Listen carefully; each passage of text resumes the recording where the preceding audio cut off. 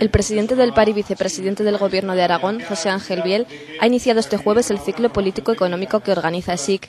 Con el título genérico de Políticas Económicas ante el actual escenario, representantes de todos los partidos políticos expondrán los planes más efectivos para superar el actual escenario de estancamiento de la actividad económica.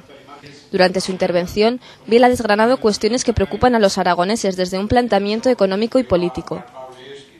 El hecho de que tengamos 80.000 parados y que pueden subir en los próximos meses, esa es la mayor preocupación que tiene hoy por hoy el Gobierno. Estamos poniendo en marcha un acuerdo económico y social con los empresarios y con los sindicatos que me parece muy interesante.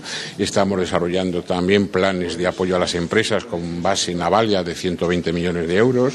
Hemos puesto encima de la mesa también la posibilidad de avales para la Opel de 200 millones para garantizar la construcción del Merivas y todo el asunto de la Opel se resuelve bien. El presidente del PAR ha subrayado que no se deben perder de vista 4 objetivos fundamentales de cara al futuro.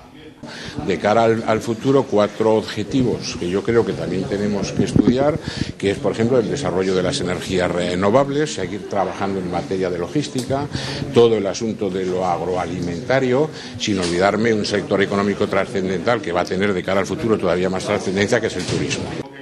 Con este ciclo, ESIC busca ofrecer a los alumnos, antiguos alumnos y empresas sesiones y conferencias sobre temas interesantes y de actualidad que les permita mantener el contacto con la escuela.